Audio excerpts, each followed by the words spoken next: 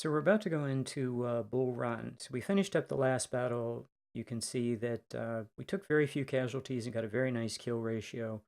And we're going to get a nice kill ratio in Bull Run as well. And some of these units did really well, and we also got a lot of good promotions. So we came out of this battle, I think, in absolutely perfect condition. A lot of majors promoted to lieutenant colonels. That's absolutely terrific. I think the secret, though, to getting oh, and there's the supply wagon, which you always want to capture those if you can, because that's cash. So the secret to getting through the early part of the game, which is the challenging part for the Union, is to keep your units small. And I'm looking at this and I'm thinking, well, I want to get my units to at least 600, but that's not very many men. 570, 593. I'm happy with my batteries being only 6.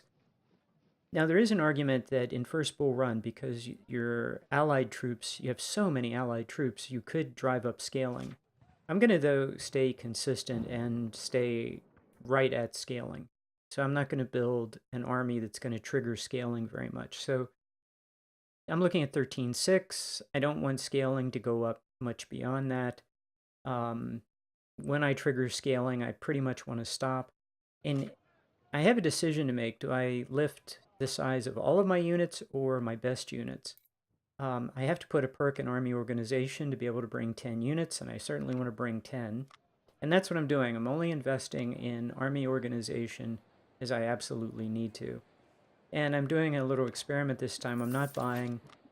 the reason I did this was just for the fun of pounding on the Confederacy and, gameplay, just for giggles, for fun. But I also wanted to experiment with not buying a bunch of officers and see what happens. And the net effect of that, I have found, is that I ended up about 3 majors short for Shiloh. I wish I'd had 3 more majors. So now I've figured out what is the minimum number of officers I need to buy for my next campaign. So on any level of difficulty, how many officers I need. So yeah, I'm buying the minimum to see what happens, and at Shiloh, it works out. I just would have rather have had 3 more officers. So always buy the 6-pound Weirds. They're really cheap and really extraordinarily good. 24-pound howitzers do double damage of anything else on the battlefield. They're the great killers of the battlefield. Yes, they consume more ammo, but they're worth it. They're devastating.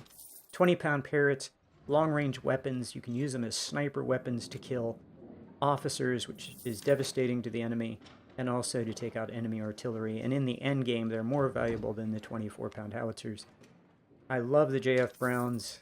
I need to start buying those to have a long-range sniper unit. And I really like the sniper units more for their spotting ability than...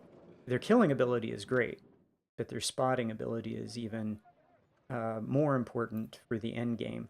And the Whitworths, I want a battery of Whitworths because those things can shoot the length of the map and kill artillery all day. They do half the damage of the 20-pound Parrots, but they're really, really, really good to have because you just park them anywhere and just let them go crazy. The James is the poor man's 20-pound Parrot. It's very good at long range, very good at mid range, very good at short range. You can use it to kill stuff, enemy artillery at long range, or if a commander comes too close and it's within mid range of the James, it'll do a job. So knowing the capabilities of your artillery is really important. And right away, I start building great artillery units that are just going to be devastating against the enemy. The enemy is going to have better infantry than I have, but my artillery and my specialty units are going to tear them up. So I went Cav in this battle, if for nothing else, a chance to snag a supply wagon or 2 or 3. There's a real opportunity. I have, in a couple of battles, snagged 2 or 3 supply wagons. I think I got 3. But you really want to get at least 1, because the North gets a lot of artillery in this battle, and it's nice to be able to keep them all firing the entire battle. Yeah, then the question becomes, okay, I want to move all of my units to 600 and not spend any money. How can I do that? I don't want to buy veterans. I don't want to buy. I certainly don't want to buy more palmettos and 1842s than I absolutely have to, because those are not. They're not even early game weapons. I'm going to get out of the palmettos, get into rifled guns very fast. Um, so yeah, get completely out of the musket business for my main units as quickly as I can. So I don't want to buy any weapons if I absolutely don't have to. But the question is then, do I raise all the units um, the same or not? Okay, I'm still okay for scaling, but if I'm going to raise, I can raise maybe a little bit more. Um, I'm gonna want to raise my best units. There's a disagreement within the Ultimate General community. What do you focus on? Do you focus on your top units, or do you focus on raising the overall quality of the army? Most people will focus on raising the overall quality of the army and take weak units into side battles to make them better. Generally, I will take my best units into side battles to get very high kill ratios. Well, I mean, you're going to see me get 20 to 1 in a side battle, and you only do that by taking your best units. You don't get 20 to 1 by taking scrubs. So, yeah, I'm looking to take as few losses as possible because veterans and weapons are expensive. And I'm going to get as much of a payoff for minimum price. So, we'll see how that works. Now, you don't have to do that.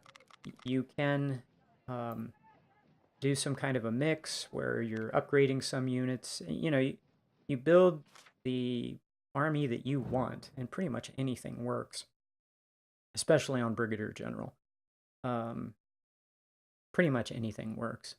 You just, and you build the army you want by by thinking about what kind of army you want to take into the side battles. If you want a lot more 1-star units and you want like a whole bunch of 1-star infantry, just keep taking a lot of weak units into side battles and making them 1-star.